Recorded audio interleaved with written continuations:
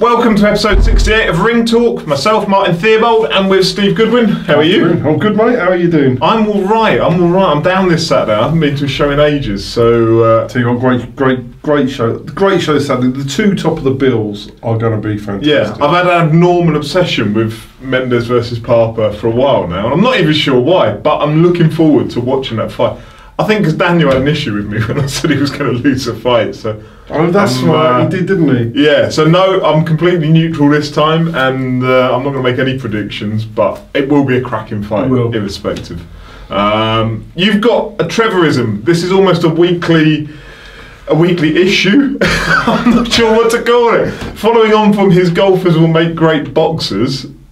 Now we've got a new one. Well, basically, you know, Trevor's taken an interest in boxing. He's thinking of becoming promoter and all that stuff. Is he? No, really. Oh, okay. He's seriously thinking of doing it because he thinks he can do it. He says to me, he can do it better than everyone else. Yeah, he does believe that. Right. He actually believes he could promote. He started giving me advice on management, which is quite, and that's just ridiculous. Then he started. This is the guy that runs the VIP bar. If you're at your call, if you're at your call, and you're in the VIP bar, go and speak to Trevor, and he'll tell you all about how he can rectify the boxing world from start to finish. So anyway, I don't even. Do you know much? Did you ever know it was Dave Evans that went to Trevor's house? You never went there, did you? Well, he's got a little. They've got three bedrooms, and the third bedroom's a little box room. Yeah. And the third bedroom is it sounds crazy, but it's a little shrine to Dolly. He's a country fan, right? So it's a bit of a shrine to Dolly. Right. Okay. He's not got a blow up door, has it? No, he's got like about. I'm not sure that's the right motion. No, it's probably got. No, it's probably not. Well, he's got about, I don't know, 30 pictures of Dolly Parton, all the CDs, all the records, all the Bibles. So it's all Dolly Parton and all that stuff. So he's like, I even said to Linda, his wife, I said, has he got a Dolly Parton picture by his bed? But she says no. No, it's above. She's not, no, he's not allowed to put a Dolly Parton picture in his bedroom. It's crazy. Right. Anyway. But anyway, he's massively into Dolly Parton. He's always had a thing about him and blah, blah, blah. He thinks that boxing should have entertainment within it. In other words, themed nights of entertainment. Okay, I'm alright with this. So this is new one. So what he wants to do, Trevor, he wants to know what people out there think about it. So he said, for example, because his passion is Dolly Parton, and I thought he was going to say what's a dolly like, but he didn't say that. He said, for example, you could have a night themed around country music, where you'd have a country music band playing and a country music theme playing, and it's all based around country music. And then next time you could have another entertainment theme based around something else. And every time you do a show, you change the theme of entertainment that goes around it. That's his idea. But he's obsessed with doing a country one first. I'm not sure it fits in, but I'm not sure country music and boxing go hand in hand. I don't see it. I like country music, but I can't see it with boxing. No. I can see other genres working. I don't know, rap is quite a... I'm basing this purely upon what the ring walk music is. Even sort of soul music or an 80s theme, I suppose you could get away with. Okay. But so people, let us know, is Trevor right or wrong? Is Trevor right or wrong? He wants to do a country music. I think he'd rather do a Dolly Parton night, to be honest. He just wants a Dolly Parton tribute act, that's all he's after. And every big entrance has got to be Dolly. Yeah, and he wants free entry to a Dolly Parton tribute act. Yeah, anyway, but have a night... Trevor has said that every week he's going to come up with a new idea. Okay. Go and see him on Saturday if you want to talk to him about it, but let us know what you think. If you think entertainment themes work, then we'll give it a go. I have seen it before. You have bands play seen that. Like interludes within shows. We've done that 4 years ago. Which I don't think that's a bad idea necessarily. But he's talking about a theme, an entertainment theme. I want to see like Dave Evans in a country hat, like a Stetson. That's the sort of thing. Yeah, right. I mean, that's mad. That's genuinely bonkers. Right, there's no sponsors this week, no boxers at all. They sent me their sponsors. That's crazy. Doesn't even have to be your boxers, just boxers in general. Someone send me some sponsors and I'll read them out. Can I talk about a sponsor? Yeah. Phil Mock of Risk Secure Consulting has just sponsored Sam Smith today. Brilliant. He's a security man from Leighton Buzzard.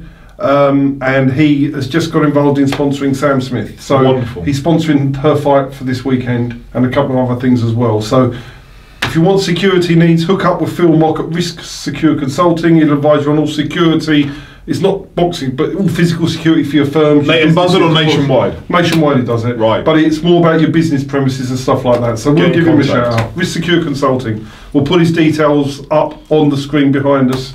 Probably. Yeah, hopefully. If Josh does it. Yeah. Right, so cracking on with the boxing, and this week's show, we're going to have Kevin Campion do a little piece up. We had Josh last week. We had some nice feedback about Josh and his background and his current work. Yeah. We're going to have Kev come along, and he's going to do the Q&A with us later. Yeah.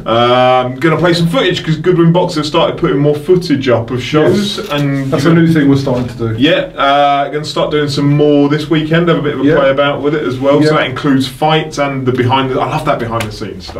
Yeah, exactly. Yes, it's good. But let's go back to Saturday night, York Hall. I've got the full listing, courtesy of my friends at BoxRec.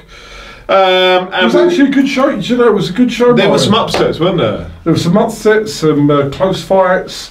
It was a really good show overall. It was better in reality than what it looked like on paper. Yeah. The one this weekend and the ones in September look amazing on paper, but it doesn't always work that way. You know?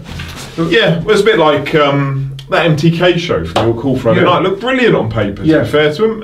It was a bit of a dud when it happened, but the promoter can't take the blame for it. If fights don't catch fire, on paper, I thought that was going to be a really, really excellent card. It was a good card, but it just probably wasn't as good as the paper. Yeah, but you know, the promoter can only go as far as to put the fights together. on. They look good. So it was just cool. Right, we're going to run through. So from the bottom of the listings, in any particular order other than what they've given me. Bobby Woods. Bobby Woods had a lot of troubles outside the ring, a lot of issues, and he had some personal issues. And it was great to see him back in there. I thought he put in an accomplished performance.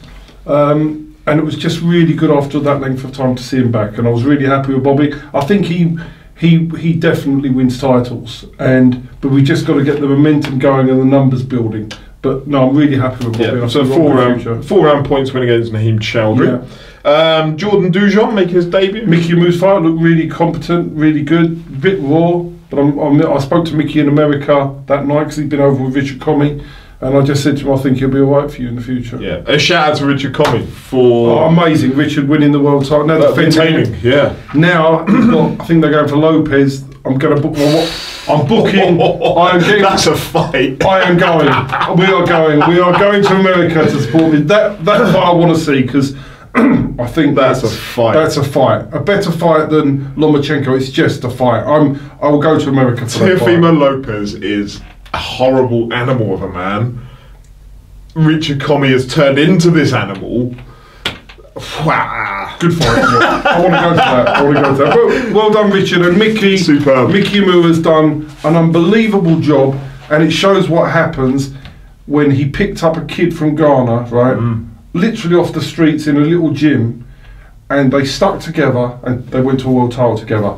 Doesn't happen that often, but it shows you what can happen. Beautiful. Well done, Mickey, and well done, Richard. Moving on, Dennis Wahome beat Ibarias on points. Dennis, he's he's about a fight or two away from the southern area. He's getting there, and he looks very exciting, and he definitely put in his best performance that I've seen so far from Dennis. He wasn't as great as Birkenberg, but he was very accomplished, and his shot picking was excellent this time. All right, lovely. Another of Mickey's fighters, Terry Zunke, lost to Robbie Chapman.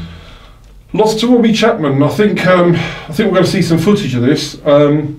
So my take on the fight was this: I thought it was close. The Terry Zunke won the first round, and then to me fatigued quite badly. Right. And Robbie just kept pot shotting, and it was a good fight. But I think you could have scored it a draw, but I think Robbie probably done enough to win. And it was a big shock because Terry Zunke came here with a massive reputation. He's come from Germany, hasn't he? Yeah, came with a massive reputation. But for me, irrelevant to, I know he's been blaming various things for why he lost. He lost because he got very tired and didn't throw enough punches. It's as simple as that. And Robbie is not a bad fight. Robbie's out this week against Bradley Spencer, which we'll talk about in a while. You know, it doesn't matter when you've got somebody in the away corner, you've still got to throw enough punches to win. Yeah. And I don't think he did. Does that make life harder for Robbie? That's his first fight on the road. He's 5-0 now. it's his first fight on the road, and he's won. And I know there's the idea that journeymen shouldn't win that often because their phone stops ringing. Does that cause issues for Robbie if he wants to go out on the road and fight? Well, potentially. Do you know something I found out this week about Robbie as well? Do you know he fought Denzel Bentley 3 times as an amateur and he won 2 of them? Yeah. I didn't know that actually. It's a good fight, isn't he? Yeah. He's a good fighter. But he's tough and he's going on the road. But Bradley Spencer, who's fighting this week, wants to test. If Bradley loses, but step up to the plate. If a prospect wants a proper test, Robbie Chapman's there to do it. Brilliant. Bilal Jamani. Yeah. Ellis Zorro, first round knockout. 3rd round, I think, wasn't it? I've got 1 on here, but I'll take your. I wasn't there. I might be dreaming. Do you know what I mean? Maybe it was a first round knockout. I don't. Okay, but he. I know it's a knockout because I've seen the shot. And Ellis Zorro had 3 amateur fights before he turned pro. And I said to Ellis on Saturday, I thought when we turn pro, I thought it's going to be hard work. But he really is developing into an accomplished fighter. He's trained by Mickey Burke now, and he was absolutely superb. Again, I was watching the fight with Daniel Mendes as it happened. Okay. Who fought Strakowski, and Daniel said, interested Daniel Mendes? Yeah, and he said, oh, could have trouble with him. He's really tough. He didn't have trouble. He just blitzed him, and it was a very, very good performance. And Ellis Zorro could be very, very good. I remember when Josh took him on the pads when we did the media day. Do you remember this? So he's had 3 amateur fights, yeah. And he was sparring. So I said, Josh, you know, Ellis is probably going to be. Josh took the shots on pads. He said, Jesus Christ, he's hurt my shoulder. I've never been hit so hard. So he obviously bangs. He's obviously skillful. He's obviously developing well under Mickey Burke, and I think we've got high hopes for Ellis. Excellent. Mark Butler went to 2-0. Went to 2-0 again. Very accomplished fighter. Very busy. Throws lots of shots. Very much out of the Liam Dillon mould. That type of fighter. Really overwhelms people. Really good fighter. He's got a good team behind him, and I'm looking forward to Mark developing on. We've got, Mark struggled this time with tickets, which he admitted, so we will sit with him and his dad. We've come up with an idea about how he can boost his ticket sales, which is what we try. If boxers tell us there's a problem, we help them. So I think they need to talk to you first. Talk to us, and we've been. I think we're going to be able to help solve that issue for him. Lovely. Jack Owen drew with Lewis Van Pooch. Yeah, Jack. He could have nicked it. It was a really good fight. Poochie came and gave it a go, and. But Jack will learn. He's one win, 1 draw from 2 fights. He's perfectly fine, and he'll come back stronger, better, and he'll improve from it. Lewis is great. Yeah, Lewis back in this week as well. Is he? Kieren Joseph on his debut lost to Paul Cummings. He lost. He did lose. I think he'll learn a lot from it. He only had unlicensed experience. Yeah. And Kieran it was quite interesting. He lost an amazing amount of weight over 3 months to get down. Too much? When he told me how much weight it was, I would have said that his training camp was more about weight reducing than an the thing with boxing. He needs to hold his weight now, go again in September, and I'm sure we'll see a different Kieren Joseph. Yeah. Okay. You can't spend most of your... Now, Kieren didn't blame it on anything. He just said, I enjoyed the experience, I will learn from it, I'll come back. So he wasn't using an excuse. This is me saying that, not him. But I think he'll come back stronger in September, and he'll be in the winning box in September. All right. Ryan Walker, another Mickey Moose. Very good. I mean, it was a one-sided beat. It was quite hard to watch. Was it? This kid that he was fighting just got punched. Laszlo Soccer. He just got a bad beating. He could have been stopped. Should it have been stopped, do you think? I didn't want to watch it. Right. I have an issue with those kind of fights. Because it's a 6th rounder, wasn't it? Yeah, and the kid lost every round and lost every second of every minute of every round. When you get to 4 and the tide's not turning and somebody's... But his corner should have pulled him out. He took such... But then on the other hand, the way the board operate here is if the opponent doesn't reach the final bell, it reduces his chance of getting back in. But he took, in my opinion, a beating that he shouldn't have took. Yeah, but he may not get back in if he's left fucking needing hospital treatment on the canvas. It wasn't as bad as that, but yeah, but it was. He was fine going home. We took him home. He was fine, but it was just one of those. You know what I'm talking about? The fights when you just don't watch it anymore. My man Mark Little went to 11-0 against Phil Williams. Yeah, I mean, unfortunately, he was due to fight Ken Campion, who got suspended by the board for participating in an MMA fight. We couldn't get a cruiserweight at last minute, so he said to go in with a guy 3 stone heavier, which is not ideal. No. But he won on points. He won on points, and it's great we move on. He's going to have another 6th rounder in September. We wanted that to be... That fight was ideally going to be where Mark showed that he's now ready for title fights, but you can't do that when he's fighting a heavyweight. I want to, but we're not in no rush with him. Yep. There's no need because he has no amateur experience before he's become a pro. So we'll have another 6 rounder in September and take a look from there. Okay, and a shout out to Mark Little because I don't know if you've seen the stuff that he's done. He's done some great things, hasn't he? Yeah, so he does a lot of work with Isla's Foundation, which is child fighting neuroblastoma cancer. Yeah. But after his fight on Saturday, him and Jordan Foster, who runs Portobello PR, had done some work. There was a village in Africa, I don't know the details, but find it on Twitter, find it and have a look for it.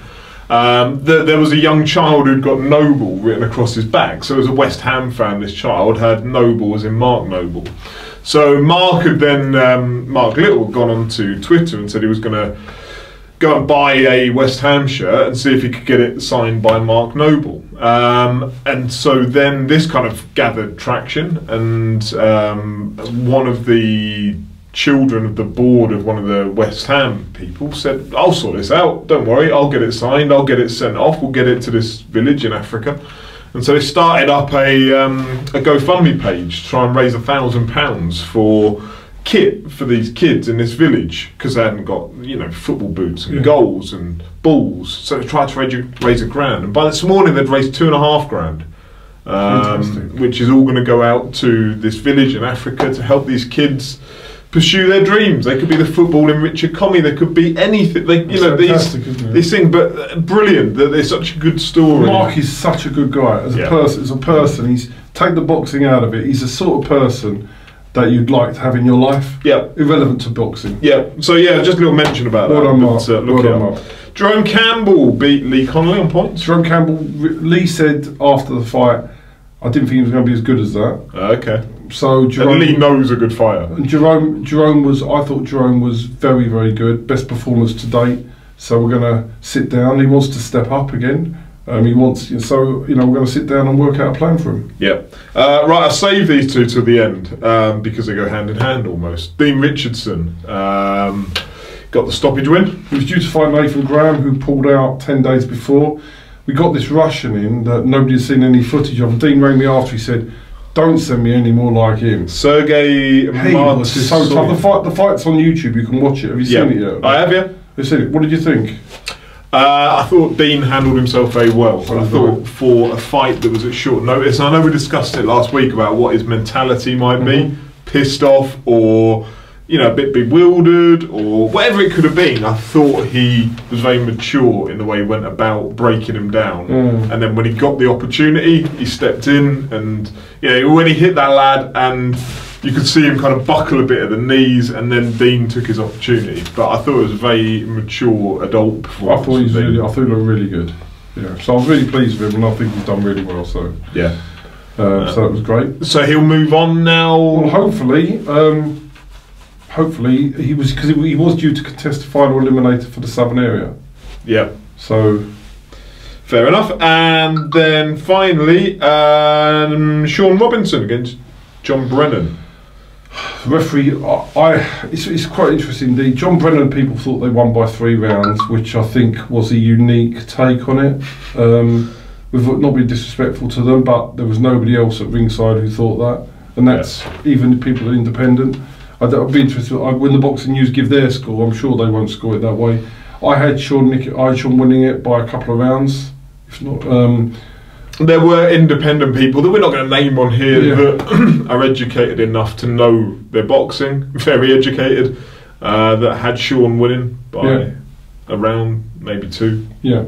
So I haven't seen it, so I can't. But again, that's on YouTube as well. You can watch the fight after that. But I think at the end of the day, it's not. There was no. You know, I was really surprised it was scored a draw, but John Brennan done so well in the early rounds, so obviously give him more of those rounds early.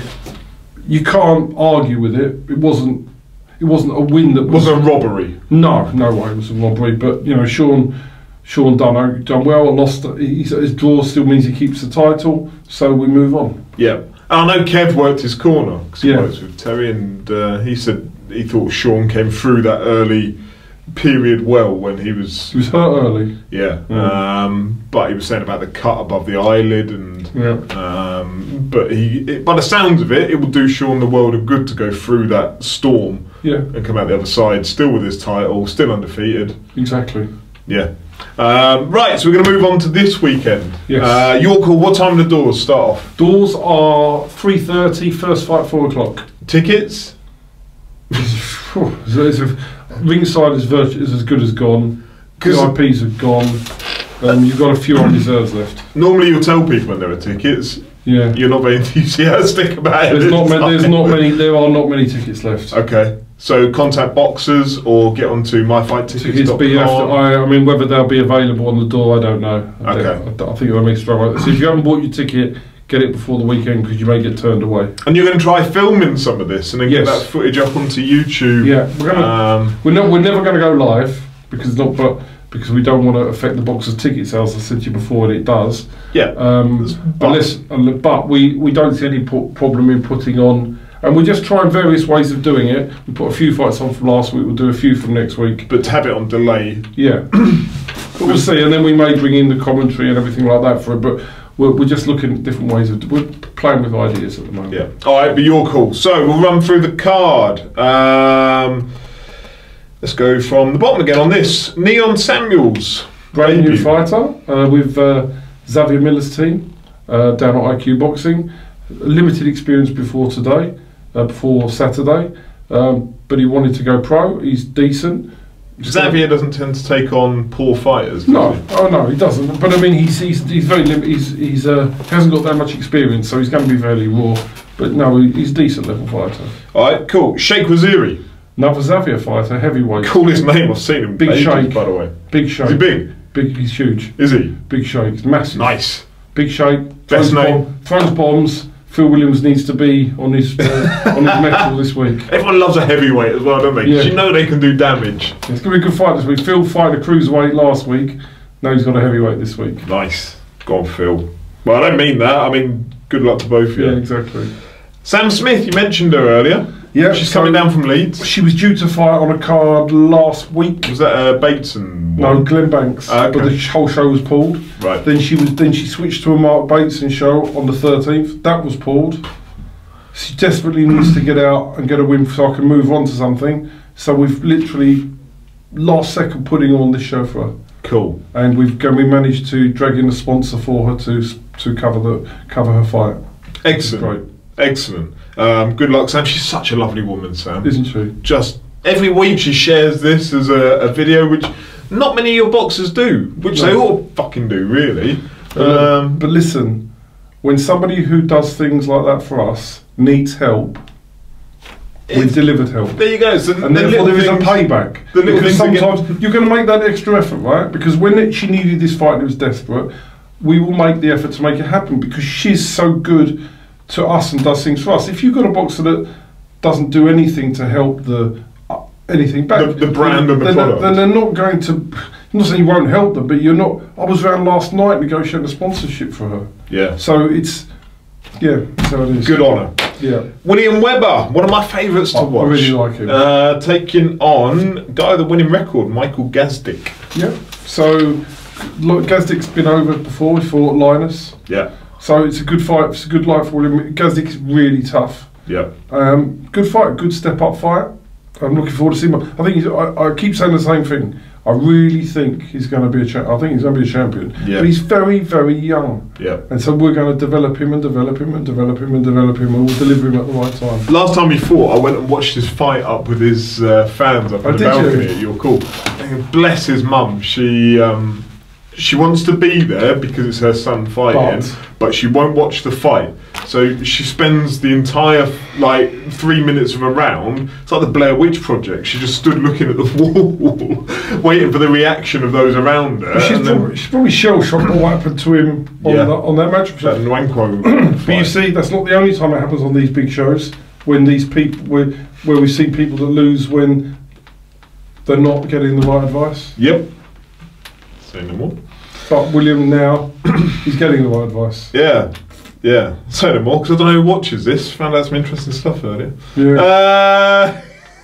Kieran Leinster. Yeah, Kieran's 2-0. Barry O'Connell. Yeah. He's doing really well. He looks the part, Kieran. He does. He looks like... Yeah. I don't know what it is about him, but he really looks. Yeah. But he's a good little fighter, and developing again, come from the unlicensed scene. But he's a real tough fighter. Again, no reason he can't be in the mix for titles in due course. Ricky Hebbins had his fight with Dwayne Green. Gutting, because Dwayne got stopped last weekend, so we've had to get a last-minute change of opponent. I'm hoping to do the rematch with Dwayne Green in September. That's the plan. But Ricky's got to deal with Nikolov, who's a replacement opponent. It's sad for him he hasn't got the fight he wanted. He's so looking forward to it. What can we do? Yeah, but on the other hand, dealing with late change of opponents, probably good experience again. I think we could do the green fight in September. Yeah. Dominic Felix. Yeah, he's not my fighter, he's with Errol Johnson, but obviously brother of Curtis, who's co-main event on the night. Yep. So Dominic fought. I thought he put up a really brave performance against Dwayne Sinclair in the Fight Cup. Yep. And hopefully he can come back and secure a win on our show for him. He's a nice guy. He is a lovely bloke. He's fighting Lewis Van Pooch. And good luck for Dominic. I hope he gets his win on Saturday. Yeah. Ryan Copland taking on... Who wants to take on Kevin McCauley? God. And Ryan's having his first fight since signing with us as well. Kevin McCauley, I'm just totting this up in my head quickly. 220 fights, I think Kev's had. It's mad, isn't it? I know. And he's got a degree. He doesn't need to be there. So it tells you 220 fights, all the punches to the head, and you're still smart enough to get a degree. Yeah. He's incredible. Not bad going. Absolutely unbelievable, man. Yeah. But yeah, Ryan Copland, first fight for you. Yeah, so we'll have a look and see how it goes. Bradley Spencer, mentioned it earlier, taking on two undefeated fighters. 3-0 against 5-0. Yeah, fair play to Bradley. he just sent me a text after Robbie won and just said, bring it on. Ready to go. Ready to go for him. Is that a higher weight than Bradley's normally at? Or? Yeah, he's coming up a couple of pounds. Yeah, I thought he might be. But full credit to him. Bradley wants to fast track, so he said, I'm either good enough or I'm not. Excellent. I love that attitude. Good luck to both. Terry Conroy. Not my fights with Derek Granger. I haven't ever seen him fight. Good ticket seller. Derek Granger's his manager trainer, and they've asked us to put him on, so we put him on. That's all I can tell you about him, really. All right, fair enough. Tony Bange. Tony Bange had another one with a late change of opponent. When he just finalised it this morning. Yep. So he's moving up to 6 rounds. So looking forward to Tony using this to accelerate his progression towards titles. One of the most interesting, mad, crazy, I don't know what the best adjective is, Angelo Bevin. Oh my God. Nuts. He's nuts, isn't he? I love him. I love his social media stuff. He's actually really good. He's a really good fighter. And he came into us with a 0-1 record from Italy, didn't he? Yeah. And it was I don't know what the hell went on or how he lost, because he's very, very good. He is. And he throws lots of punches, exciting to watch. He's got the whole package. He's got good sparring going on with Conor Benham. He's sparring everybody in the match room. Brilliant training in Tony Pill. Yep. And for me, he's going to titles, and you wouldn't be when we're ready. You wouldn't be scared of fighting anybody with him at super lightweight. No, you take on anybody. I think other people should be worried about him.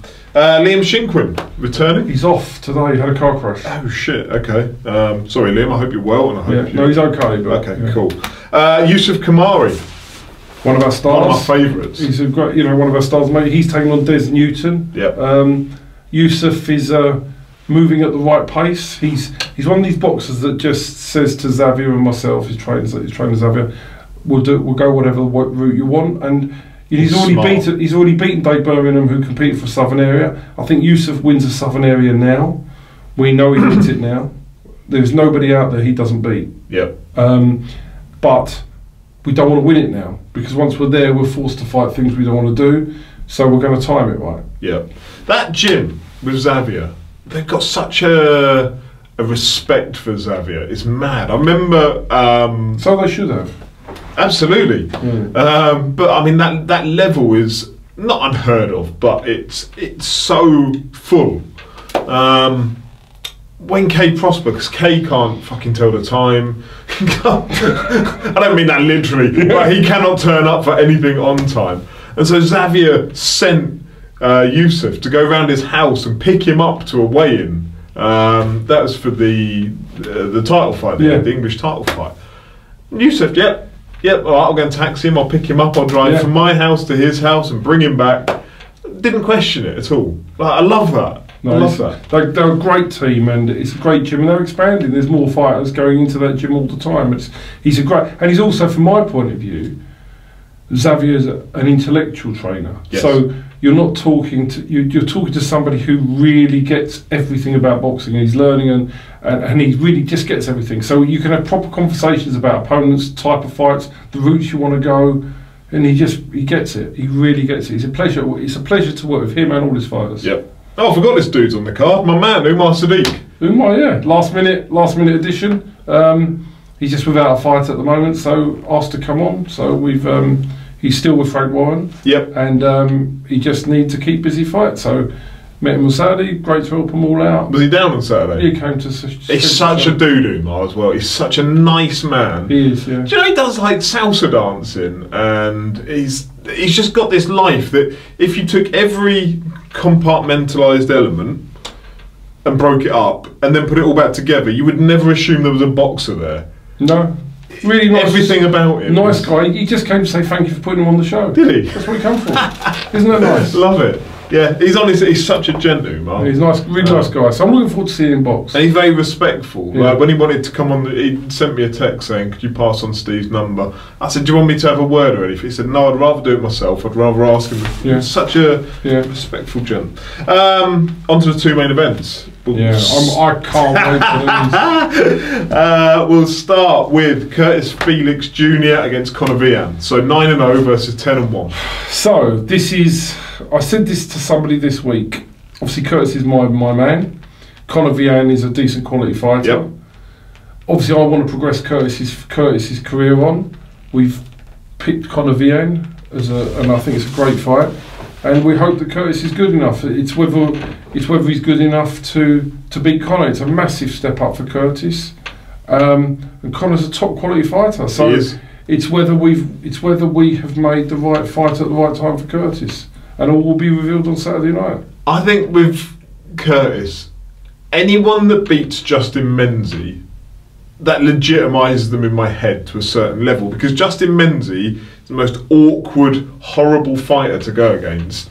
You know, on your way up, before you hit title level, he must be the biggest handful going, in that he's short, squat, real, like, unbelievable amount of punches coming at you. Pain in the arse to fight, I'm sure. And the fact that Curtis beat him gives me confidence in what he can go on and do. I don't know Conor all that well, but yeah, what a fight. But Curtis has been in. He's got to move in with Barry O'Connell for this fight. Has he? Moved in. because Barry says he's got such respect for Conor Vian, who's I think he's in the powers. He said his fitness level will be unbelievable. Oh, wow. So he's dragged Curtis to London so he can control what he eats, control when he sleeps, control everything. And he said Curtis is unbelievable nick, the best nick he's ever been in. But if you want one man in boxing to get you in good nick, Barry O'Connell is that man. You know, he was, a lot of people don't realise it about him, he was like George Groves' fitness coach during those peak Groves years. Yeah.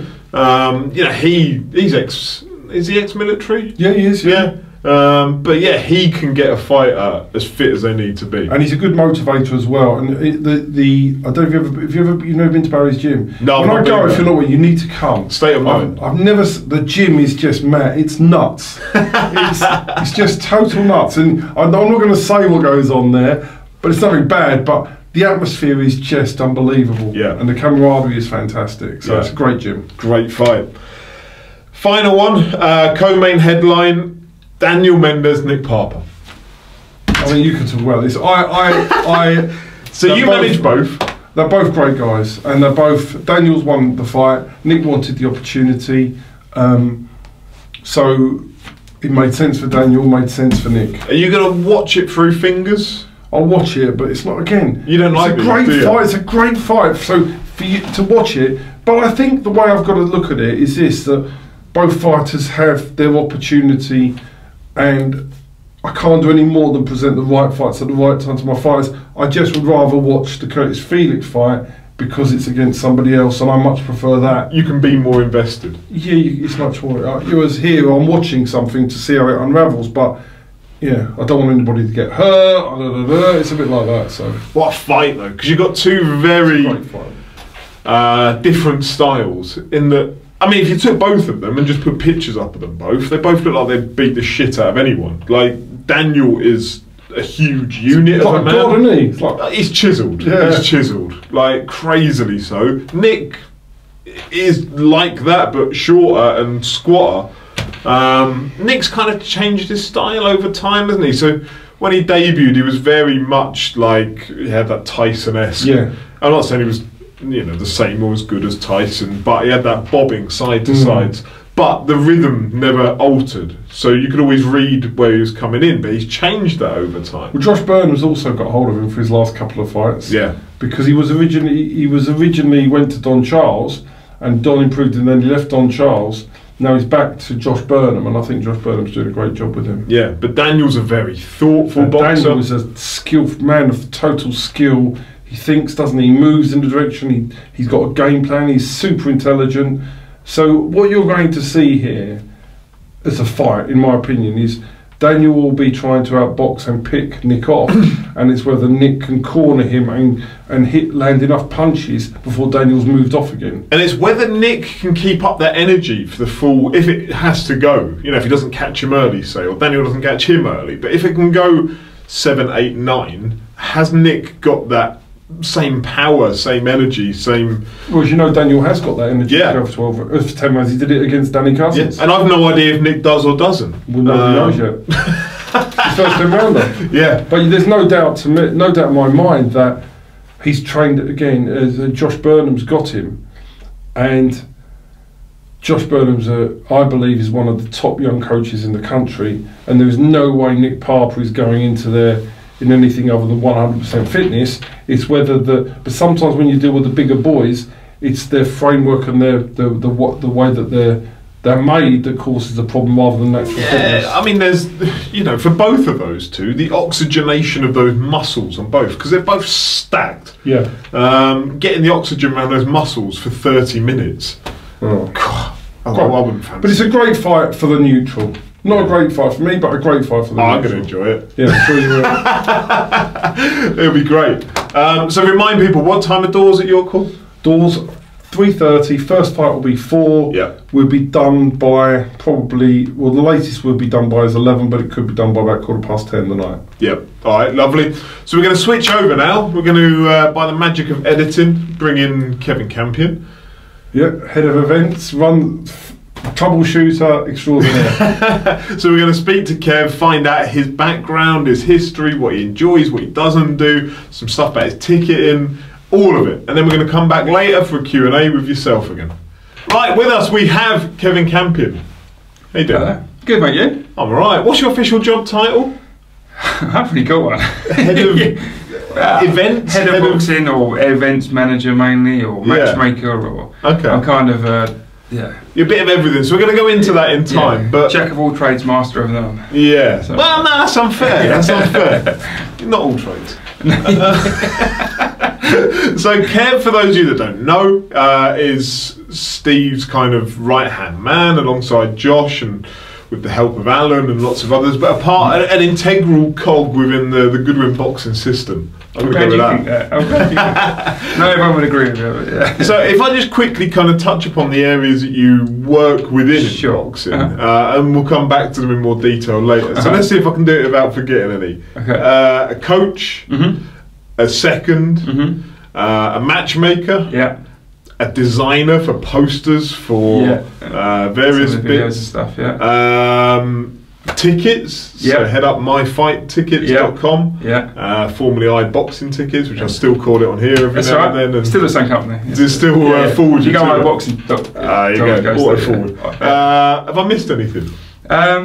No, I do a lot of the medical stuff, and so I just feel lots of gaps, if you know what I mean. So there's lots of different things, but I think that's majority of them. But So which one do you prefer out of all of those? We'll start there. What, in terms of what I like to do? Yeah, like if you could just fill your day, if you could only fill your day with one of them. I don't work in the corner is what I enjoy the most. That's the most favourite thing to do. That's the funnest part of it. And coaching, all of it's different. I have quite a varied role. So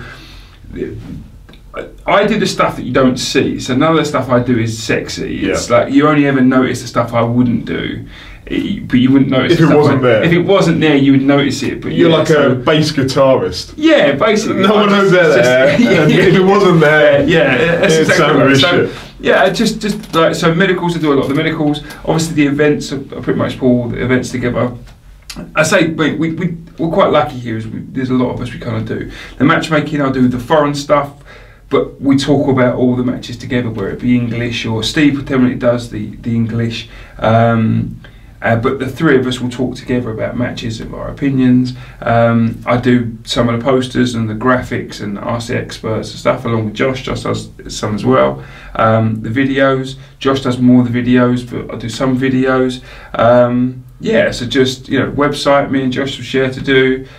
Social media, me and Josh share to do. Yeah, so there's lots of stuff. So if we go back to the corner work, did you grow up wanting to work in boxing? And yeah, boxing's been my whole life, and I wanted to be involved in boxing, and I boxed as a youngster, but I've got bad eyes. I've got a bad eye. My left eye isn't very good. So I went into coaching relatively early, sort of the age of 20, and then Did you have amateurs? Yeah, I had a couple of amateurs, a couple of unlicensed. Did you? I didn't know that. Yeah, nothing major, nothing anything. And then I worked with a guy called Luke Fowler, a young lad who was an amateur, and he wanted to turn professional. And he wanted me to coach him. So that's kind of how the journey started. And then he was stuck with Miranda Carter at the beginning. He turned over, and then eventually come to Steve, and then I got to know Steve through Luke, and then more fighters I had then time with Steve, and it just kind of went from there really. But yeah, so I wanted to do coaching, and I worked with Ruben Tavares for a while, which is David Hayes' strength conditioner, and that, so that was really good, and Pete Marcassiano, so that was really good to learn. But yeah, coaching I like, but it's hard to make that breakthrough with coaching. So. But you've done a lot of the graft as well, haven't you? So you're like house second for Frank Warren, and I remember you saying once about being in the corner when your ideas that you'd internalised were the same as what Adam Booth was telling his fighter in the corner. You suddenly went, I'm not so shit at this. I know. Yeah, that was like a house second's the best job in it, because you get the best seat in the house. It's not a nice job in terms of, because it's the spit and bucket predominantly. But I was quite close with Dean Powell, who was Frank Warren's matchmaker, and he was really good to me. Didn't you tweet him? Yeah, so you want that story? So when Luke turned professional, I didn't know anybody in the professional game, nobody at all, not a single person. And Dean Powell was on nearly every corner you watched on Sky, which was because obviously Frank had the Sky contract at the time. And then, so I literally just tweeted Dean. It was like, I'm new to the game, can you help us out? And he happened to send me his number. And then literally from that chance, I then just hounded Dean because I wanted to know everything. And he came and worked corners with me, with Luke at the beginning, and set the path. And then after a little while, when we become friends, Dean said, do you want to come and do the house second job for Frank Warren? I'll always make sure you got the home corner. So I was like, yeah, I want to. So obviously I did like George Groves, I did Billy Joe Saunders, like loads of like really top fighters. And yeah, so like for confidence building, during a round I would watch the fight and think, right, if I was, this is what I would be saying. And then when you hear the likes of like Jimmy Tibbs, Adam Booth, legends of the game, Al Smith, coming back and saying the same things that you've seen, it's kind of like, okay, I'm kind of getting a bit of a handle of this. And that just sort of built me confidence, and then, yeah, it went from there. And then I was still doing the house second job when I got the job with Steve, and then obviously I stopped that and then come do that. So, and I mentioned for Dean Powell, because he's a legend of boxing, incredible matchmaker, renowned as being the best matchmaker in Britain probably of all time. Great cornerman, and hand wrapping and cuts. He was really good and the man sadly took his own life. So just to mention, like for anyone out there, that's a man who didn't really have the outlet to be able to discuss his own problems. So if anyone has problems, go and talk, because if it can affect someone like him in a sport as rough and tough and wild as boxing, then it can affect anyone. So just go and get the help if you need. Please. So yeah, moving on from that. 100%. And I didn't know that I wasn't Dean's best friend, but he was just a friend of mine. But I never knew. Obviously, people closer to him probably might have known he was having problems, but he kept that from me completely. So yeah, I mean, you did the house seconds for Eubank de Gale, didn't you? Yeah. I remember turning it on. Recently, So obviously Richard Boxing, so I know Richard Boxing really well, and he was thinking, and he said to me, "Do you want to come do the house second?" So I was like, "Yeah, like, I love doing the house second job. Like, it makes no difference to me." There were some people like, "Oh, do you want to go and do a house second job?" Because obviously I work for Steve, and not that it's a high profile job, but it's kind of like, you know, sort of not past the house second, because I don't want to make it that. No, I know what you mean. Do you know what I mean? Kind of like, but I was like, yeah, like, I don't. It makes no. Like, I have no worries about that. Going in, holding the spit bucket, like it's not. Were you doing Eubanks? No, I didn't. That's the only one. I didn't do that fight. So you got to watch I did all the others. Yeah, if you watch the ring, I'm literally sat on the ring. I've just moved up. Yeah, because you're on that hard camera view. Yeah, I'm just sat on the box, just watching it, because I just thought, well, I'll just stay here. I'll just stay here and watch the fight. So so that was cool to do. I like doing that. So now, I mean, as a coach and a trainer, you work alongside Terry Stewart, who's brought through a phenomenal stable of young fighters. Have you seen all of them from the start? Yeah, predominantly. So Brad Pauls, Linus Udofia, Sean Robinson. Yeah, the whole lot. So obviously some come through Terry. Some was obviously with us, and we played with Terry. Yeah, so I met Terry doing the house second when he was doing, because then we become friends from there, and then I started working. Terry started working with me, and I started working with him, and we kind of formed this partnership now. So he predominantly does all the training, because I just don't have the time to get to the gym from where they're based from here, and I just come in and get involved and get in the pictures at the end. It's strange dynamics actually, isn't it? Because Terry is like the second to Jimmy Mack, and has been through the De Gale years, and you'd see him in every De Gale corner, ironing the eye out, and stitching not stitching, but getting the eyes sorted when they're cut. And then he's the main cornerman for these young lads coming through, and then you're in the Terry Stewart position for doing that. Yeah, Terry's one of the best cutsmen in the business. He's so underrated in terms of that. So that's why he does De Gale. De Gale badly cut. He's a brilliant cutsman. Like I say, one of the most underrated in the country. And as a coach as well, Terry's been around for a long time. He used to help with like Darren Barker, because he used to be with Tony Sims. Terry. So like he's under, because he doesn't do social media, and because he doesn't really do interviews, he kind of goes under the radar a bit, Terry. Very old school, but he's a very good trainer. And, he's Mickey out of Rocky, isn't he? Yeah, like I say, but as a cutsman, there isn't many better cutsmen in this country. Like, there's more elite level fighters need him, because he's exceptional at cuts, exceptional. Yeah, so. He makes me laugh, because I trained with Terry for a while, and yourself. He does not give a shit. No, he's very black and white. Yeah, he is. And it always makes me laugh, like when he's cornering someone. You see, when at the start of the fight, the referee calls the two lads together. You see Terry walk up, and he's always like, "Yeah, good luck, mate. Good luck, mate." I think there's just something about him. He's like such an old school. Yeah, he's a handful, Terry, as well. Like, you know what I mean? He's done a lot of martial arts and boxing. I wouldn't want to piss him off. Yeah, he really knows his stuff. But he really cares about the fighters as well. Yeah. Like, Linus says he's like a dad, doesn't he? He's like, he treats them like his son. And look, so do a lot of other coaches. I'm not saying, like, to be a coach, that there are a certain breed of people that give a lot of time for not a lot of money. And but I think he's massively underrated. Yeah.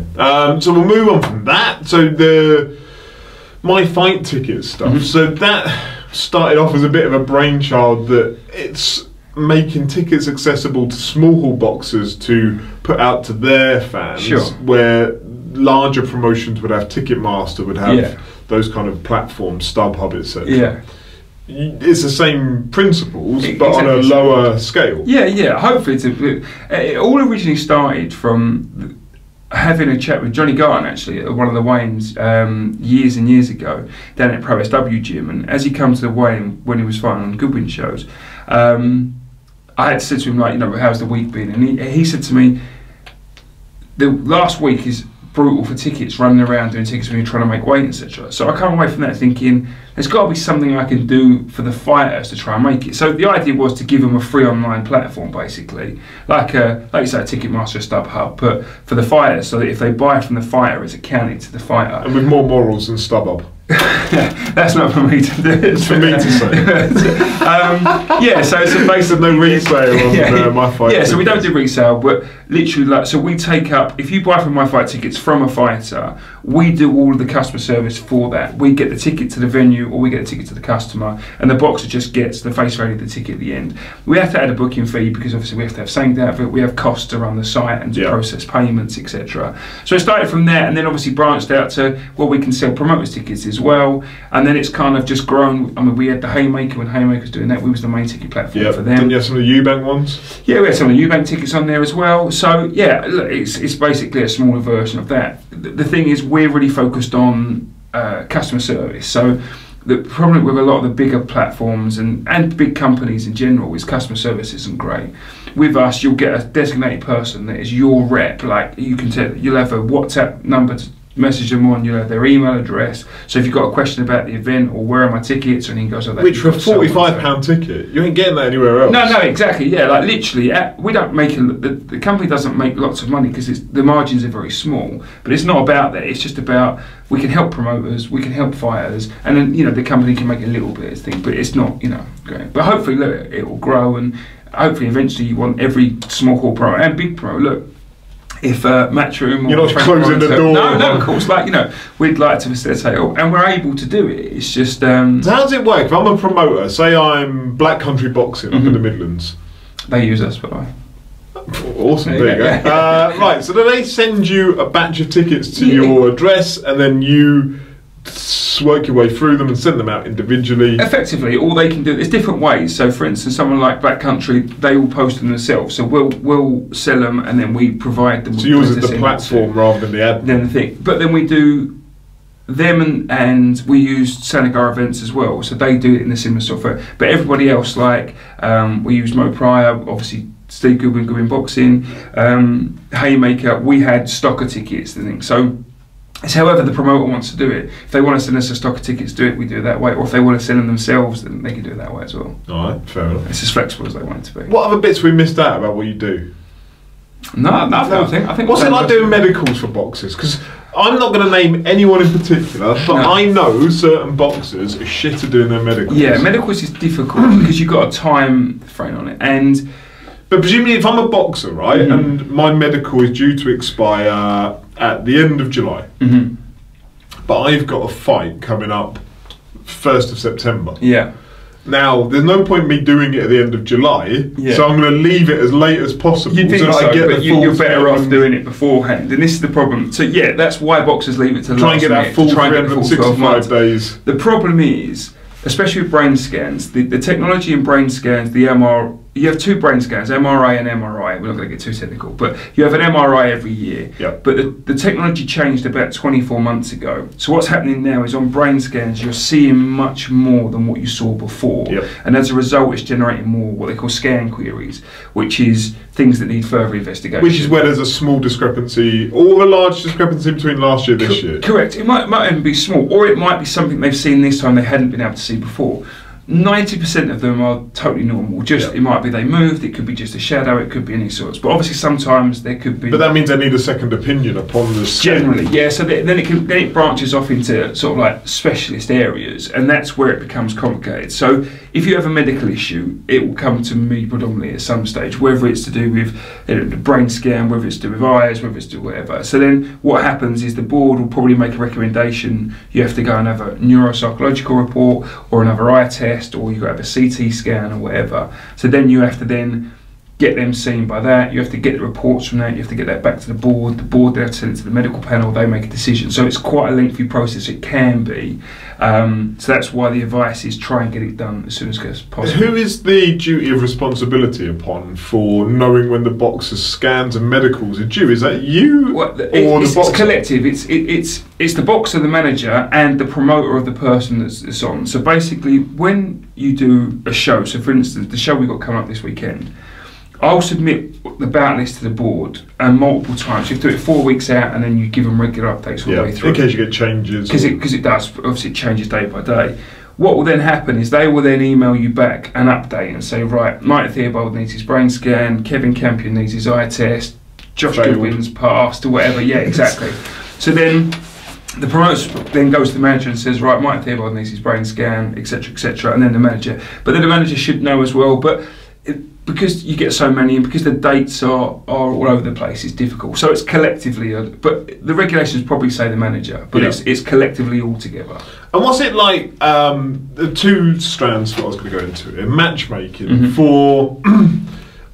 there's a lot of opponents that come from overseas, so come from typically like Eastern Europe, aren't they? Yeah. So Bulgarians, Hungarians, Latvians, Some of them you get familiar with, and I know you've got contacts overseas, Laszlo and various others, but like they then have a pool of people that they can ring up and work out. Yeah. When it gives you a new name, what do you do about that? Well, you try and get footage if you can. If you've been working with a person for a while, you can have honest conversations. So what you might have is, if you have someone going, you can't get footage, I would literally go to the agent and say, what's he like? What's he done before? How many amateurs has he had? You know, and if you've worked with these people a long time, it doesn't benefit to lie. Yeah. And the same way the other way around, because they might have someone that's really good or someone that's is okay. They might say, "What's your kid like?" If you say, "Oh no, he's rubbish," and he's like a 5-time world champion, like it just kills the relationship whenever you can work together. And boxing's too small. There's not enough opponents and there's not enough people to sort of, you know, create that divide where you're lying. So the same with UK. It happens with UK. You get other managers say, "What's your kid like?" You're only ever going to trick someone once, and then never. So you're better off saying, "Oh, this kid's pretty decent," or you know, he's a good boxer but he can't punch, or whatever. So actually, it's no different to the amateur system in that way. Then No, that you're relying upon other clubs telling you that kid's a 5-fight novice or a 2-fight novice, and not lying to you when they've actually had 50 odd. The only difference we've got the advantage to the pros, so like the white collar thing, is we have a record that we can go and have a look at. And like, I can't imagine what it was like years ago before footage and stuff. Like box rec. Generally, you can get the record. Generally, you can get some footage of some sort. It does drive me a bit mad when you get coaches say, "Oh, have you got any footage?" But, you know, sometimes you can't get footage. Sometimes, you know, when they've been fighting in Latvia or you know, or in Croatia in Joker Gym. I've been to a Latvia. Exactly. I know what those shows are like. Is not things. So sometimes you just have to go with. And look, you can't always get it right. Like, you know, with any match, it's always like you try and stack the odds the best you can, because you want your guy to win, right? But you don't want it a mismatch, but at the same time, you can't control. It was a lad that walked out of York Hall, overseas lad, that walked out and he looked like he was crying, like on his ring walk, and then in the corner. Is that on ours? And I sat there waiting to watch it, thinking, so that's no good. Do you know what I mean? Like, so he was sent over again, and we're told it is okay. But you can see the kid. That's no good for anyone. Not the board, not for us, not for your lad. Correct. Yeah. So you'll get to know that as well, and then over time, like you say, because you get to use, you know who's decent, you know kind of who will go the distance, who will test, who will etc. So. Final one. With the influx of female boxing, so you've got Sam Smith and you've got Anel Massey. What's that like? And the new one, Rebecca, as well. Oh, that's right. Yeah. So you. How can I put this nicely? You probably, and correct me if I'm wrong, you probably don't know a massive amount about Latvian female boxers. Well, there isn't any. That's the problem you've got with female boxers at the moment. You haven't got any British journeywomen. There's no depth in it, and Adam both talked about that when Shannon Courtney, when you see the Matchroom show, when they had the female on that, which wasn't great quality, but.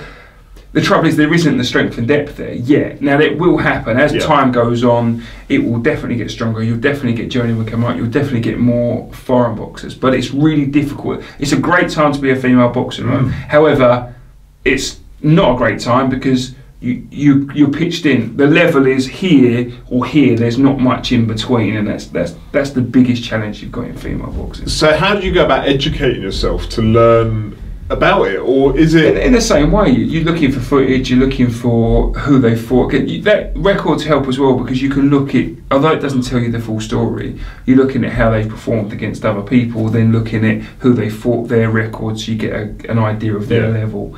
But it's the same sort of way. It's, you know, you're asking the manager's opinion and you're trying to do your own due diligence, because some people lie. So. Right, well, I think we've covered everything. Okay, thank you. We're going to go through the magic now again of editing. you're going to join me and Steve for the Q&A. Yeah, like some terrible casting couch. We're all going to end up here. No worries. All right, we'll see you in a sec. Thank you. Welcome back to the heavyweight Q&A of Campion, Steve Goodwin and myself. Rose, two thorns, etc. Right, I'm going to fire some questions at each of you, both of you, depends on what it is really. We'll start off with one for you, Kev, from Lee at Last Start. I hope you're well, Lee. Keeping up to date with all your medicals. Good man. How many free t-shirts has Kev now got? Right, well, one. Lots, yeah. Paul Greenwich. Paul Greenwich. That's the only reason I work corners is to get free t-shirts. Yeah. How many you got? What are we talking? Loads. That's predominantly all I use. Is that it's. Do you get a new one every time as well? Majority of the time. Yeah, majority of the time they have new, because obviously they tend to have new sponsors, don't they? Yeah. So there's a new T-shirt. The Brad Paul's t-shirts are good. Yeah, they're all I think this is my favourite though. I like the old gunmetal grey. Yeah, not too busy. Nice. This is nice. Yeah. Classic. But lots is the answer. A question from Tony Chambers. Really like this one. Question for Ring Talk. What is Steve and Kevin's opinion of the referee scoring a fight rather than having 3 judges? Surely it's better to let the ref concentrate on looking after the fighters rather than thinking about how to score the round. I know this doesn't happen in the USA, so is it only the UK this happens? So let's start off with views of referees scoring fights. Right. Well, let's have a look at some of the recent scoring where the judges have been sitting at ringside. Well, that's true. They're Without not me going into... Let's look at the Harvard Davis fight. That was refereeing. That was John Lewis, wasn't it? That was Ian John Lewis as a referee, but he's also not done that much better at times when he's been sitting as one of the 3 judges at ringside. So I think we could sit here, and I could sit here, and I don't want to be personal to any referee, but we could sit and look at these 3 ringside judges and seen how bad some of these decisions have been. When Katie Taylor fought in America, and I'm using 3 judges, they were blind. I mean, it was so obvious who won that fight. And so I actually don't think that I have seen any worse decisions by a referee than I have from 3 judges. Do you think it is, though, a problem of referees scoring fights? And maybe it's different between a 4-rounder and, say, an 8-rounder, because a 4-rounder is a short period of time and you can concentrate quite easy for the 12 minutes. Can I ask one question? How many southern areas, that we staged lots of southern areas, right? How many southern areas do you look back on and go, that was so wrong? That was so wrong. I can't really think of one. How many English titles that we've staged do you look back and think, fucking hell, how did they get to that result? And I can give you I can list them, right? So I'm telling you that we've had a run referee scoring. I don't think we've had any. I can't see any robberies. On the English titles, I can see some really bad decisions, and they're the judges. Yeah. So, look, and I suppose in an ideal world, if someone judging it rather than the ref would seem more logical, it seems more practical. But there's so many problems with that. It would put the costs up because you have the judges, and also the board don't have that many referees and judges. Like, they don't have enough, because you've got to be a certain A-star to judge different fights. I don't even think they have the manpower to be able to do it. So in an ideal world, you'd probably say, look, it must be hard to ref and to watch the fight to score. But can you show me any statistics that show that's better? I can show you loads that show it's worse. But also, nobody has a better view of that fight than the referee. No, sure. And I mean nobody, because it pisses me off when you see fans at home crying robbery about a fight, and all they've got is that one TV angle. Then that's a very different view to you sat that side of the ring and me sat that side of the ring. And it really can change. Yeah, like, whereas that referee is all the way around the fight. And the environment you've got to take into as well. If you're judge and you're going to get influenced by the crowd, you shouldn't, but you can't say it doesn't play a factor, because it must do. That's why if you watch it on telly, it's slightly more sterile. You can look at just the action, but you can't. People are going to get influenced by. I suppose the only negative to a ref is if you get some refs that favour aggression, and some that favour boxing. So if you get a particular ref, they're going to favour a certain style of fighting. That's about the only negative. But I think they call the fight better than the judges on average. Would you, as a corner person, when you see the ref, give your fighter the instruction dependent upon who the referee is? Not really, because only title fights you would necessarily know the referees beforehand. On like a normal 4 and 6 where you don't necessarily know. You can probably find out, but you don't necessarily know until you get there. I don't think you change a thing for the referee, because you don't really know. You might have an idea of what the referee looks for, but no, I don't think so. I think, you know, you've got to let the referee call it. It's subjective though, isn't it? Like, you're never going to get, you know, but what do you do? Do you go as far as, you know, video replays and stuff? We said that in football, that don't answer. It kills it, yeah. It's still, you still can't get it right sometimes. I don't know what the answer is. I think you're always going to have it. I think it's going to be it. All right, good question, Tony. Right, we're going to move on. British Boxing Blog. Do you think boxers could do well to set up GoFundMe or Patreon pages? That way fans could support their favourite fighters and ease the burden on ticket sales. Would also potentially mean we don't have to pay pay-per-view prices, as they are the quote only way to pay big purses. So start off at a lower level than pay-per-view, because I think pay-per-view sorts itself out, doesn't it? But one of your fighters, if they came to you and said, "I'm going to start a GoFundMe page," well, let's tell you this: when Leon McKenzie fought Cello Renda, and you wanted to raise some money through people to watch a fight that they were desperate to see, and everybody wanted to see it, and we said contribute a little so the fighters made money. Nobody gave fuck all. So this was on the basis of, after that fight, there was an incredible buzz because it was an incredible fight. And all these people online were like, "Oh, I want to see it, I want to see it. Oh, the footage is somewhere, but we can't see it." So I came to you and said, "Look, if I could set up a GoFundMe page and raise £1,000 and split it 500, if there's more, brilliant, we split it, for the boxers, then would you release the footage?" And you said yes. And we raised about £500 in total. Is that? I think it was less, wasn't it, in the end? Yeah. But it shows you people aren't prepared to do that. There is another model of raising boxer money, which I'm sort of working on at the moment. Kev spoke to about, which is about getting people involved and investing in fighters, but on a mass scale.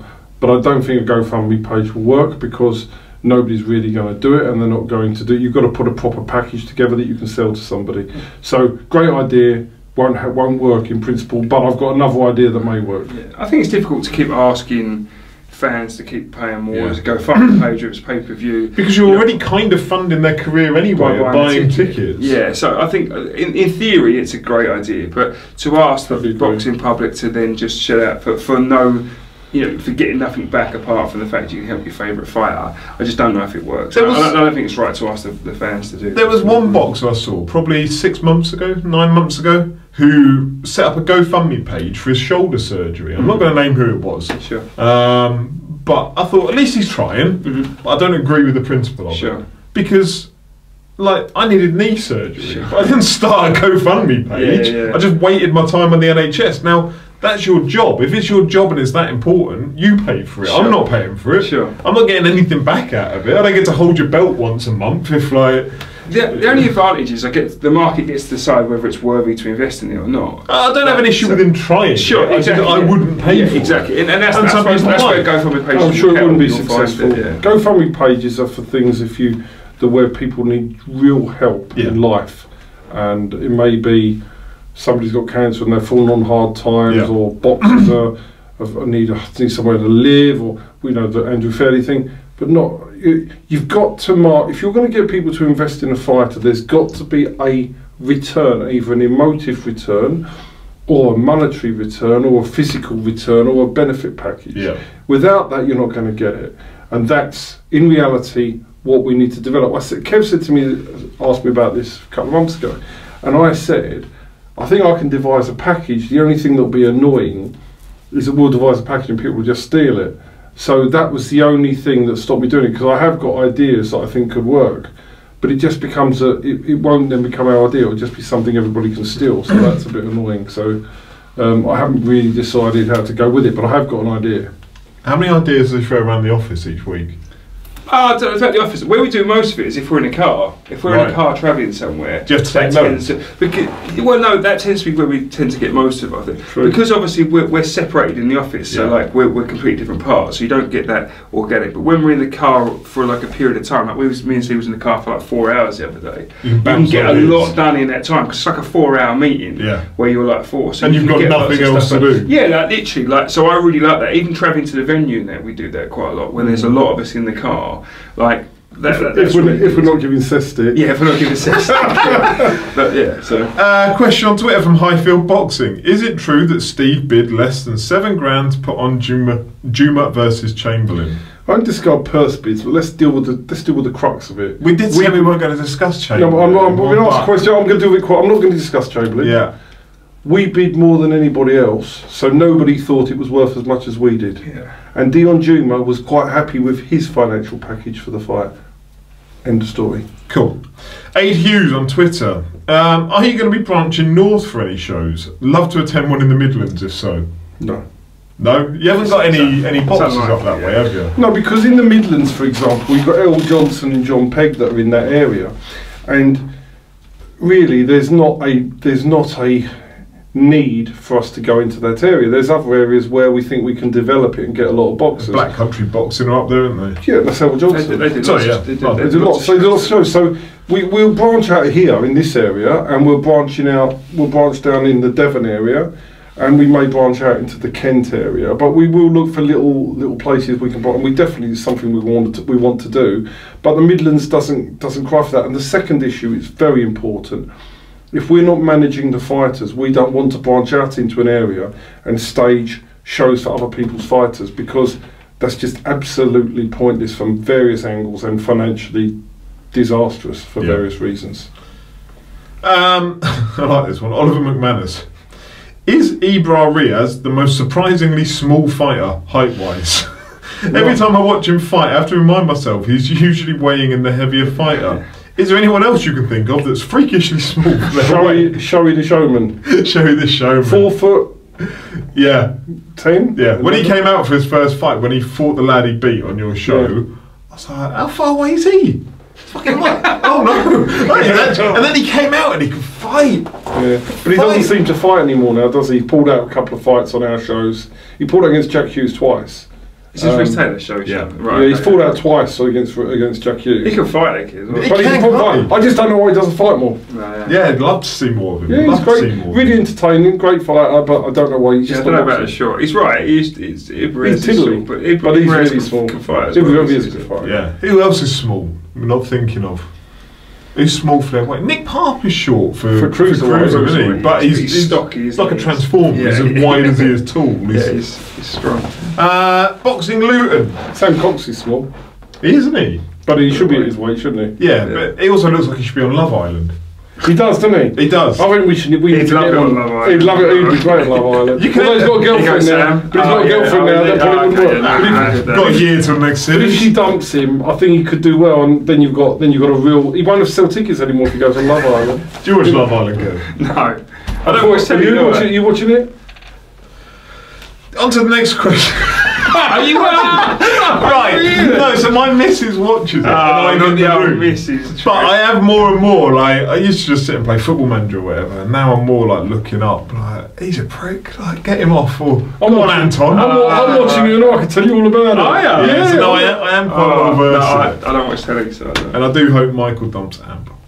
Yeah, so do I don't like her. She's an absolute bitch. Yeah, I agree. She really is. It's time for him, he's got somebody. I can't get rid of her. I can't believe we're talking about it. Let's just move on. I can't believe we're talking about it. Deal with it. We'll do a special next week. We could do a Love Island section. That'd be amazing. We'll justify it as Tommy Fury. Yeah. Boxing Luton, JP Smith. Hi Kev, how much does this nonsense of matchmaking, coaching and corner work get in the way of your sex icon stuff? Terribly. Massively. My calendar sales are right down, JP. So, this does come on the back of the tweet I put out, but for those that don't know, Kev's been on a massive health fix, going back 200 plus days now. September 24th. September 24th. How many days? 200 and something? No, it was 270 days. So the idea was just to get to the gym every day and put on your Facebook every day a different. I'll say a different picture. I'm sure it's the same sort. Well, it's taken every day, but you're getting stock items. It's the same sort. Yeah. So yeah, I just wanted to go to the gym. But you do it to hold yourself accountable. Putting the pictures on. It became a bit of a thing. So the first time I cut was just like, I'm going to put it up so that I know that I've then got to go and put the picture up so that I'm still doing it, to show people I'm still doing it. and then everyone was just commenting about these black and white photos. It's now become a thing where I was going to stop it a while ago. I put a status out, I was stop it. I got so many messages saying you can't stop it. We look for it every morning. Yeah, which is really weird. Sad, but yeah, really, yeah. So, but that's why. So I was saying there were times when I wasn't going to go to the gym, and I was like, fuck, he's gone to the gym this morning. And like, I've seen what he put up, and he had to get up and do this, that, and the other. Yeah. I've got no excuse not to. So your posts have driven me and plenty of others. I've had a few messages like that as well. A few people saying like, "Oh, I found," which is not what I expected. But yeah, it was only just like to make sure I win. I mean, it's not done it often enough. The interesting thing is, Vicky was just telling Linda upstairs that she finds him desirable again. Yeah. Does she? Yeah. So it's only bonus. And Linda was saying the same to Vicky as well. So. Scouting football on Twitter. I like this. With many saying small hall promoters should be getting TV dates with Sky, what would be the initial steps Steve would take if he got 8 or so dates a year, and how, in general, would he go about it? Well, do you want to answer this one? We've discussed that loads of times, so you know what. What's that? If we were to get a deal, the simple strategy is it's not rocket science, right? Is you build a stable. Yeah, you build a stable, which is what ITV didn't do. You find the talent, you sign it, you develop it, you get a mixture of experienced talent and you get new talent, and you make a product that over a period of time is going to attract to the public by building characters that can fight. I'm not talking about, with all due respect, the girl fight we saw on Channel 5. Yeah. We're talking about boxers that can fight and the public will respect them, and build and develop them at the same time, getting the top fighters to fight each other in good fights. But you need to have the right type of model to make that work, and we would be able to run that model, I believe, better than anybody else outside the ones that are doing it already. If you said 8 dates a year, to me it seems so simple that you need 2 pinnacle fighters, and then just a raft of fighters underneath them. All coming through and winning titles. Are all coming through, and a mixture of British, English kind of area and upcoming. I'd love to put Southern areas on, and English titles onto TV. If you look at the Robinson Brennan fight the weekend, it was a wicked fight. Yeah. Parpa Mendes this weekend, or Mendes Parpa, I say. It's going to be a great fight. It'd be good to have that. It'd be nice to bring the Southern areas. Do you not think amazing? But do you not think 1 to 40 Olympians against 30 to 1 outsiders? Boring. For the WBC, the Continental. It's somebody from Mexico who's got a flashy false record. It's boring. How many's the right amount of fights for a TV show to show live? Depends on rounds, isn't it, I suppose. Alright, so you got 2 10-rounders and a 12. And a 6. It depends on the slot, doesn't it? I don't know. It depends on. That's my question. If I say 2 10-rounders and 6, you got 4.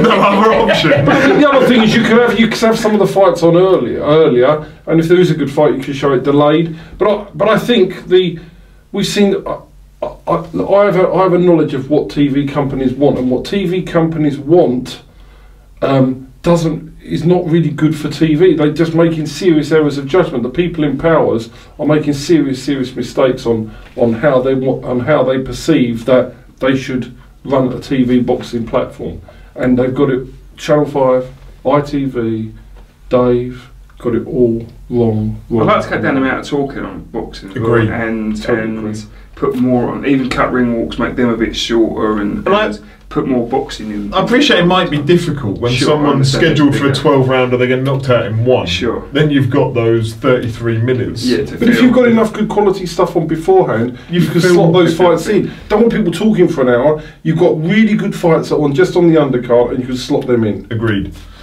Dean Richardson for the weekend. When is Kev's home workout DVD being released? Christmas, that's when they will come out. You don't work out at home. That's true. Yeah. You need all the stacks of weights. UK Boxing 11 on Twitter, or 11 as the English people call it. Hearn has mentioned to IFL that September to December season for the regular Saturday fight night shows will see a change of strategy from them. It can't get much worse than what it is at the moment. What do the 3 of you think it could involve? So this is, for context, he said that they were going to start consolidating cards, I think. So where they have fight nights further apart. Why do you think you consolidate? Because they've got enough fighters.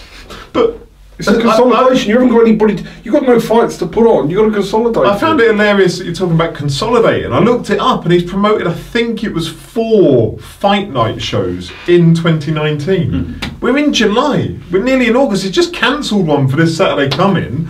Like, if you've got 4 in 6 months, and then August's going to be a dry period, presumably, you can't consolidate when you've got nothing to consolidate. But nobody's going to argue they haven't been great for the sport. That's what I'm going to say. They've done lots of stuff, haven't they? You're such a fencer. I haven't finished yet. But I haven't finished yet. That was my nice bit. You carry on, for me, I think Frank Warren's putting on some good cards now as well, which is good to do. The one coming on 30th of July is a good card. Matchroom, I think they've been ambitious. I think they've done great things. Do I think they've taken them after the UK a little bit? Maybe, but I think that just happens. I think with this cancelling of this show, I think it will force them to do, and I think you will get better quality. It doesn't just happen though, Kev, does it? No. What they've done is they've took their eye off the ball, the UK. No, but I think they made a conscious decision. I think they made a conscious decision. There's a ship that's sinking with a willing captain. Maybe. I don't know. But I think they made a conscious decision because, in the past they would go out and they would go and say, this one's talented, I'll grab him.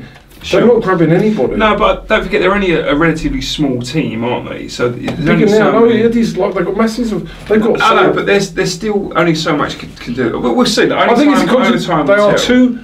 They are too intelligent. Paul Reddy's in the team. He's a very smart man. They are too intelligent, too clever, too well oiled, not to know exactly what they're doing. This is a deliberate strategy. Whatever that strategy may be, this is deliberate. This is a conscious decision to do whatever they're doing. And I don't know what they're doing. They are not operating the same model as they operated 2 to 3 years ago, which was outstanding. Yeah, I would say it was outstanding. Agreed. It was outstanding. It is no longer outstanding. You see it when companies expand. When companies are a smaller company and they expand to become a bigger, then it tends to, the quality can drop. But the UK model is still sitting there. It's because they go to America, they've got a whole different team in America. Why would they not keep the UK model and start expanding? Frank has come in, signed a lot of good fighters and some pretty awful ones as well, but they're signing the numbers to develop the fights. Yeah. And Eddie is just sitting there let Gorman go, Joyce go. They're Josh Taylor. They're letting them go, and they're not silly. There's got to be a conscious decision. They're too smart not to be knowing what they're doing. They're not taking all off the ball. They're on the ball. They're smart people. They're obviously doing it for a reason. Did you ever play the board game Risk? No. Yeah, it's a bit like that, isn't it? You've got a balance where you're sending your troops out. Yeah, 100%. And, you've only got a finite number of individuals. Resources, yeah. And where do you best use them without putting at risk your home patch? I bet Matchroom end up being the #1 in America.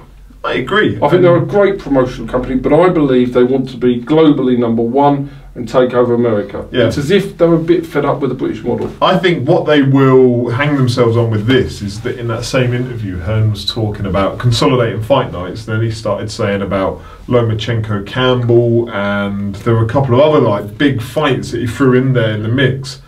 I thought, you can't say that, and then ultimately when they happen, put them on pay-per-view, because people will come back to that video and start saying, well, you said they were going to be on these all-conquering fight nights. Yeah. We shall see in time. Yeah, we shall see. Lead Right on Twitter.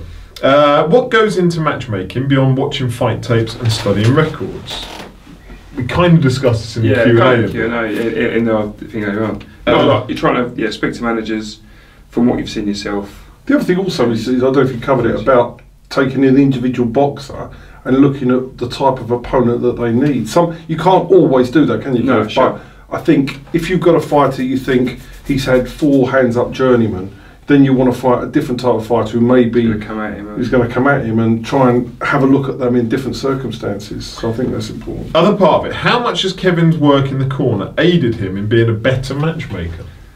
I don't know about better matchmaker. What makes us good at matchmakers, there's not one of us, as I spoke to before, there's all of us do it. So we all talk through a fight and we all have different opinions. We've all seen different people as well, which helps. So I might have seen some, Josh might have seen, Steve might have seen some others. So the corner work, I don't know, what the corner work helps me do is find the level of what our boxers are, you can get a good gauge of what level you think that they're going to get to.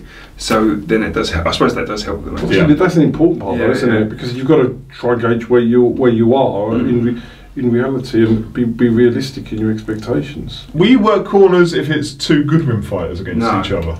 No. So, but what about if you worked with one from the start? So yeah, hypothetically, Linus Udofia is going to fight Phil Williams, and they've met at cruiserweight. Yeah, no, I wouldn't do it. Okay. So we had a similar situation with when Kay Prosper fought Raheem Noble. Kay Prosper was trained by Terry Stewart at the time, and obviously I'd done all of Kay's. All the ones that he'd done on the Goodwin show, I'd worked the corners with Terry for as long as he was with Terry.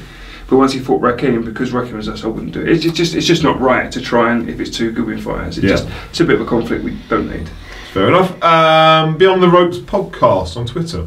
As a promoter or manager, what would be Steve's standpoint if one of his fighters was caught using recreational drugs? Recreational as opposed to PEDs. I'm not judged during execution of the board are and UCAD are. If they say that if they ban them, they ban them. If they don't ban them, they don't ban them. And then you'd probably sit with the boxer and try and give them support and say, why are you using, should we try and get you off of it? But I don't think you're not going to be say you're banned from our team because you've been taking cocaine. You might be saying, well, hold on a minute, you shouldn't be doing that if you're a professional sport, face the consequences and we'll help you turn your life around. Yeah, and there are a lot of variables, aren't there, around is it a one-off, is it a habit, is it a problem? But whatever that is, you help them solve it. I think that's important. Yeah. Steve LTFC1 on Twitter. When will Linus's next fight be, as he is hungry for these titles? He is hungry, he's about 14 stone, isn't he? He's not hungry anymore. Well, for example, Linus is mandatory for the English title, and we have been offered that fight by Matchroom. Matchroom were going to stage it in August, but Linus is not been in the gym. Yeah. Because he's had the summer off. Fair play to him. I'm taking the and I'm not blaming him, but I'm not saying he shouldn't have the time off. But we've been offered that fight. We are mandatory for it. If Linus was in the gym at this stage and had a full camp, we take. But we're not going to force Linus to lose weight in a short camp. Yeah. So he will get that fight in due course. So he's mandatory for it. But unfortunately, he's nowhere near fit at the moment. Yeah. All right. Boxing Luton again. Kev, what is the most frustrating trait or misconception you see from boxers that enter the sport? My biggest one is the weight. Is boxers blown up in camp. This in camp, out of camp, made sexy by Ricky Hatton. Yeah. I think that is very, very poor thing. I think it's because then basically when a boxer comes out of camp, and I understand why, because they deny themselves food, but when they go out of camp and they put on 2 stone and they come back in for an 8 or 10 week training camp, you've only got 6 weeks of that is weight making rather than actually teaching them to box, and that becomes problematical. And it causes a problem when you go up the levels, because the box. That's why you see fighters fight 1, fight 2, 3, 4, 5, 6 not improving, because they're not having any time in the gym to learn anything different. All they're doing is grinding themselves into the ground. Yeah. So the biggest misconception is that blowing up in weight. So if you had a £147 welterweight, yeah, and it's just fought, what weight would you be comfortable for him to go up to? Prior to, and I know there's variables around bones, I mean, height, and you don't want them to go up too much. I mean, really, I mean, you don't want them to be going up into the next weight category, really. Right. Because again, like as they train, they're going to bring their weight down. But that's and I always use Messi and Ronaldo. You never see Messi fat on a beach in the summer. You don't see Ronaldo fat on the beach. Like they're in shape. Not the all new the Ronaldo. time. I've seen the other one. Yeah, Cristiano. Yeah. You know, David Smoking Beckham, on you a never beach. see him like fat in between the things. They were always in shape, and there's a real thing to that. Everyone says Ricky Hatton, doesn't it? Ricky Hatton did do it, you're right. But Ricky Hatton was a full-time pro, but Kerry Cage was one of the best nutritionists and was in the gym 3 times a day. You're not, you're a carpenter. Do you know what I mean? That's my biggest bug, is the blowing up in weight. Alright, Yestin's on Twitter. How come John Pilata left your stable, and did you have George Fox as well? We had a meeting with John Pilata and we made a financial arrangement together. And both the same. Yep. Alright, there we go. Right, that's all the questions. We're done. Thanks. Is that it? I believe so. There we go. He hasn't got any sponsors on there, has he? I think I'm back at that, did I? Let me give one of them a shout. We haven't given any sponsor shout-outs today. We gave. Oh no, we did. We gave the latest Buzzer security. T-shirt. Oh, is it? With Secure Consulting. Secure Consulting. With Phil Mock with Secure Consulting. That's the sponsor of the day. There you go. He's literally just put his money in. And they're the best ones as well. Not just in Leighton, but no, countrywide. Honestly, I use them all the time. They're superb. Good. Maybe. Probably over there. I'll tell you what, he's brilliant. And joking aside, he's brilliant at his job. Good. If anybody needs any security advice, we're not talking about going to venues. We're talking about, he's an ex-power. So locking up your building. So make sure your building's secure, that your software's secure, that anything. So if anything to do with that sort of security, it's and they're supporting boxers, which is brilliant. So give them your money if you need that service. Exactly. Right, cool. That's it. Subscribe to the video underneath if you're not done so already. That's it. Give us your feedback on Kev. And let us know what you think of Trevor's ideas. Oh, fucking hell, really? Yeah, I mean, let us know what you think of Trevor's ideas. But yeah, thank you very much. Your call, Saturday night. Doors at 3:30. First fight at 4 o'clock. Be there. 2 cracking fights at the top. And you'll see these two. And me somewhere. Have a good week. Cheers.